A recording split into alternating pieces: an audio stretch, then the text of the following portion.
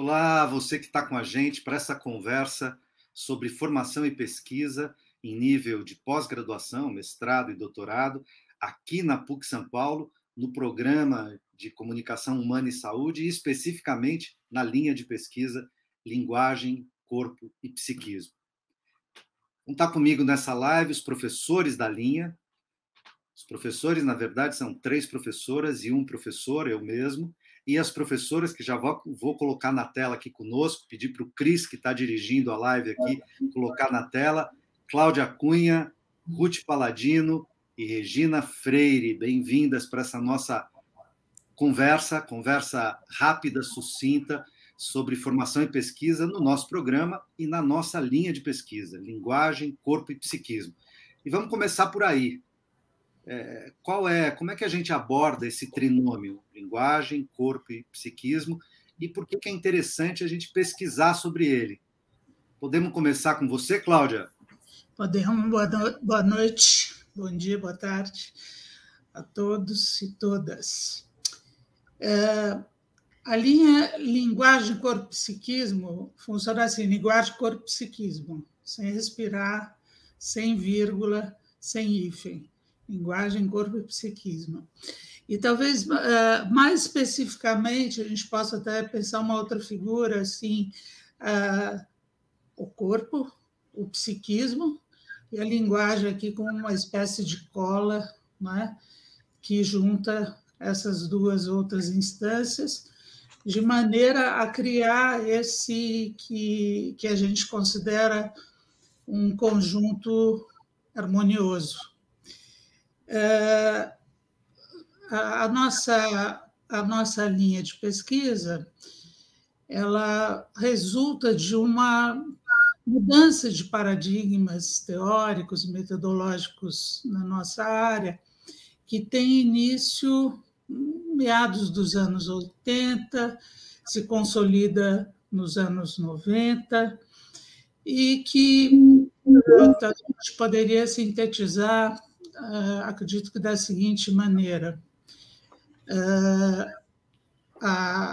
o corpo para além do organismo,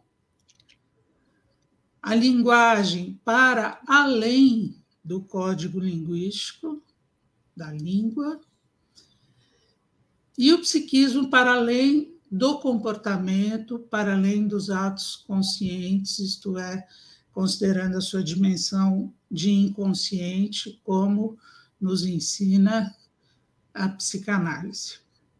Essa linha de pesquisa, ela foi idealizada e nomeada, né, pelo nosso queridíssimo e saudoso Dr. Mauro Spinelli, né, que na qualidade de médico, né, na sua formação, teve essa inspirada concepção para nomear o nosso trabalho e representá-lo tão bem epistemologicamente, metodologicamente. E eu digo que nesse conjunto harmonioso, quer dizer, a linha de pesquisa linguagem, corpo e psiquismo, ela funciona como uma espécie de coração de mãe, assim, científico, onde sempre cabe mais um projeto, onde sempre cabe mais uma pesquisa, dado o escopo considerável que ela abarca. Dito isso, eu vou convidar a minha parceira aqui, minha colega de tantas décadas, professora Ruth Paladino, para falar um pouquinho desse espectro, né, de pesquisas, né, de propostas que a nossa linha se propõe a abarcar. Passo para você. Obrigada, Cláudia. Então, boa noite a todos. É importante a gente mostrar, ou dizer para vocês, que esse novo paradigma criado com essa mudança de conceitos, de metodologia, etc., que a Cláudia apresentou brevemente, proporcionou, de fato, uma abertura à diversidade. Então, eu acho que tem 3 polos principais em que essa diversidade se constituiu. Primeiro polo, que não é primeiro pela ordem de importância, mas um polo é a diversidade dos profissionais que vêm em busca do nosso programa e do nosso programa na nossa linha Linguagem, Corpo e Psiquismo. Então, nós temos psicólogos, linguistas, fisioterapeutas, assistentes sociais, psicanalistas. Temos uma gama... Fonoaudiólogos, naturalmente. Fonoaudiólogos, claro, né? Eu sempre vou pensar a diversidade para além do que eu mesma sou, né? Então, os fonoaudiólogos, o que cria um ambiente de diálogo, de troca de conhecimento, de produção de conhecimento absolutamente formidável. Em segundo lugar, a diversidade também ela se dirige às temáticas que podem ser abordadas e desenvolvidas no nosso programa e na nossa linha, né? E com isso também, aos poucos, as temáticas são quaisquer, né? Dada a amplitude conceitual que tem a nossa linha e metodológica, com uma grande importância que a nossa linha, a gente desenvolve muitas pesquisas mas pesquisas qualitativas, que é uma coisa importantíssima para a área das humanas e para a universidade em que estamos, onde a questão humana é preponderante, né?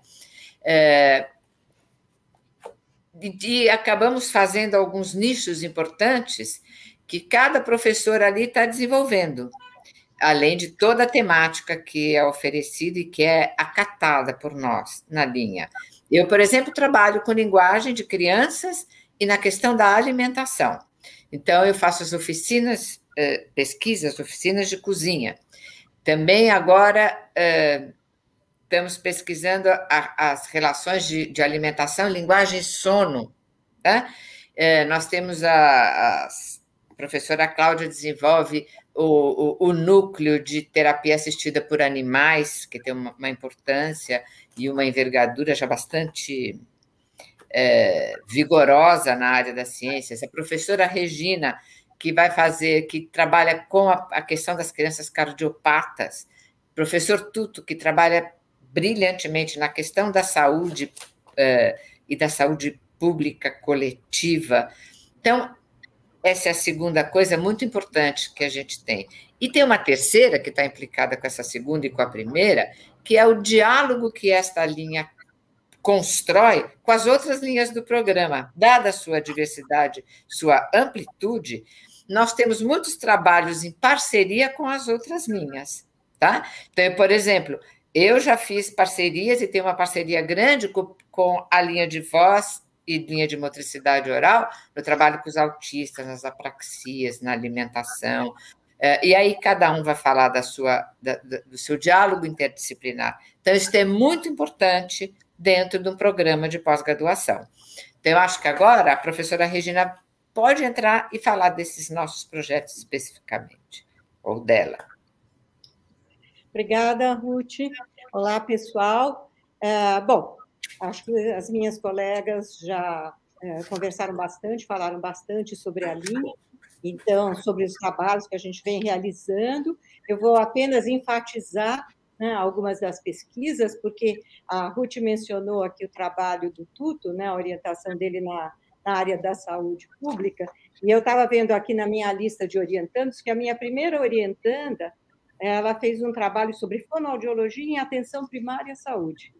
Essa foi a primeira orientação que eu fiz, foi em 1998, que ela defendeu a dissertação dela. Então, eu estava vendo que a gente acabou passando, né, por toda uma diversidade, porque, como a Ruth falou, tem os trabalhos que discutiram a questão da cardiopatia congênita, e eu tive 4 projetos aí de pesquisa com educação, então eu tive professores, né, da escola pública, 2 professores que defenderam dissertação comigo. Tive um aluno de Angola, né, o Ezequiel, que vocês devem se lembrar, também educador, ficou aqui com a gente um pouco, voltou, né, defendeu a sua dissertação, voltou para Angola, né, está lá trabalhando. Também orientei trabalhos em motricidade oral, um trabalho especial dedicado à região orofacial, de queimados. Então, trabalhos na área da áudio, na área da tontura, na área do discurso do surdo. Então, assim, além da gente trabalhar com a linguagem como centro, e eu tenho vários trabalhos sobre a clínica de linguagem, a gente vê que o horizonte da nossa linha é amplo.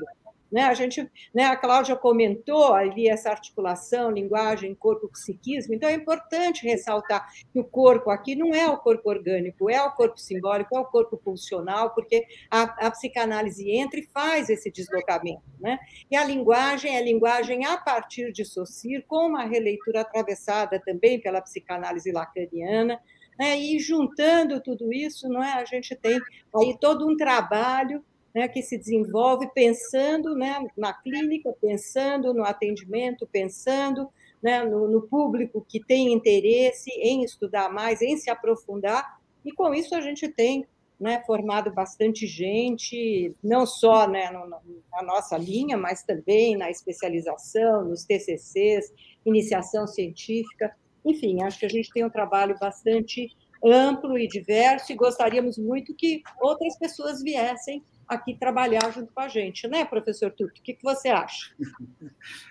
Eu acho que sim, com certeza. Né?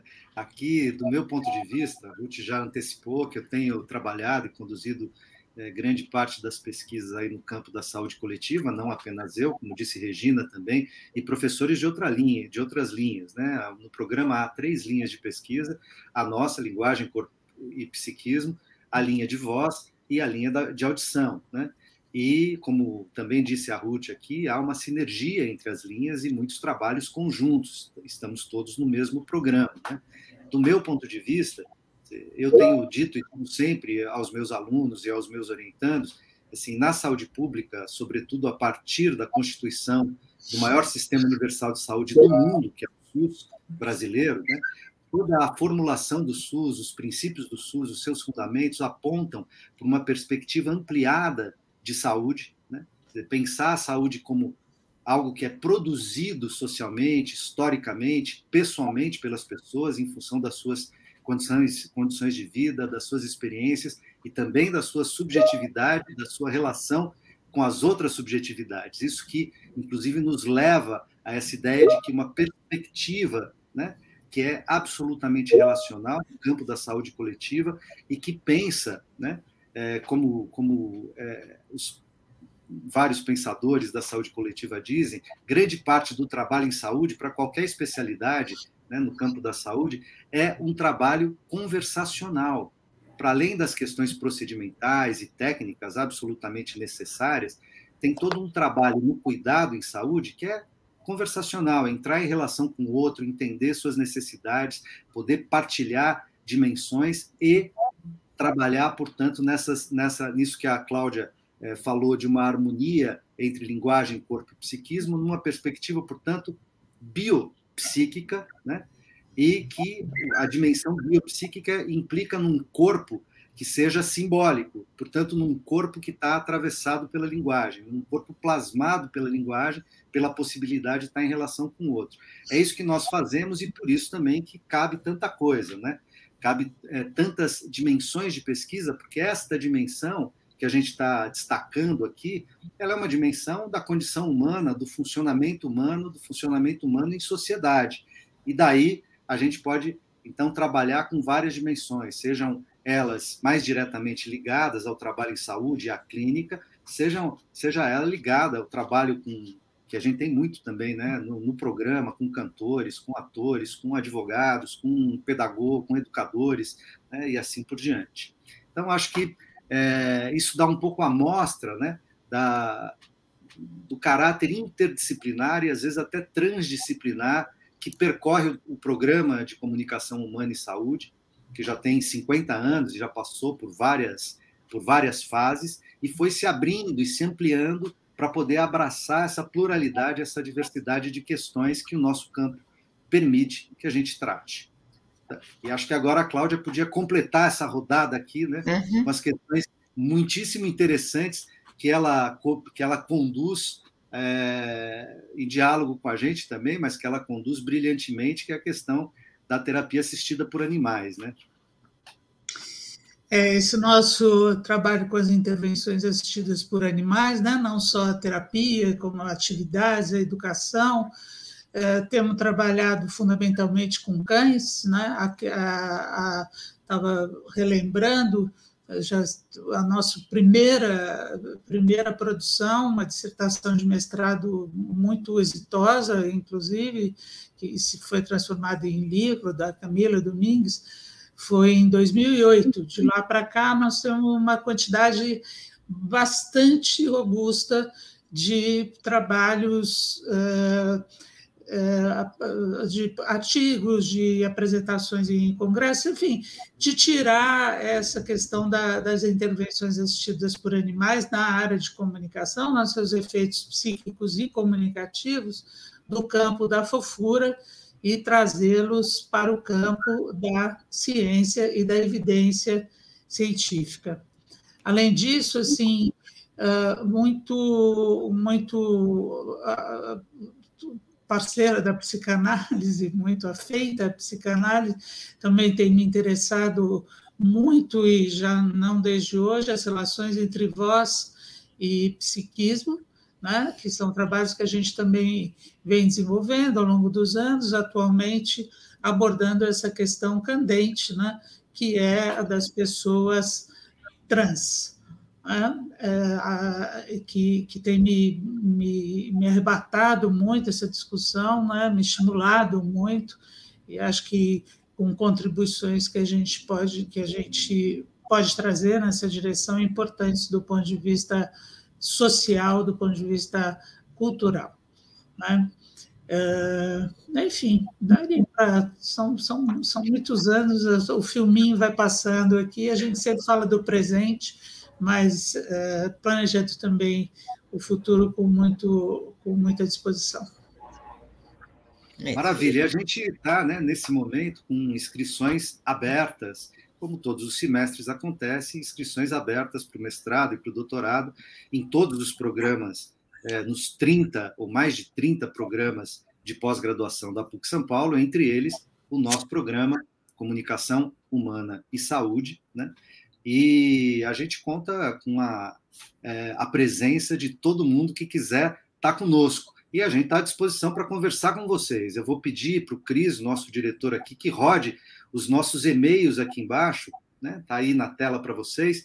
E vocês podem, se quiserem, conversar com nós quatro, ou com cada um de nós, com aqueles que mais vocês se identificaram em termos de perspectiva de pesquisa, aqui rapidamente pontuada, né? E lembrar a todos, né, que estão nos assistindo, a todas que estão nos assistindo, que a seleção do programa, né, ela acontece até o final desse mês, aqui de outubro, e vocês, ao se inscreverem, podem, na sequência, concorrer, inclusive, às bolsas de estudo. A gente teve e tem, né, um momento delicado no Brasil, com cortes de verbas para a ciência e, portanto, com cortes em termos de bolsas do CNPq e da CAPES, mas ainda assim temos bolsas, e a PUC mantém uma linha de bolsas por demanda social. Então, para aqueles estudantes que não têm condição de pagar, tem uma cota de bolsas também para o mestrado e para o doutorado da própria universidade, da própria PUC São Paulo. Então, a gente está aqui, estamos à disposição de vocês, quem quiser conversar sobre comunicação humana em sentido muito amplo e sobre comunicação humana e saúde, esse é o lugar, na PUC São Paulo, conosco, e no programa de comunicação humana e saúde, em qualquer uma das linhas, inclusive na nossa linguagem, corpo e psiquismo.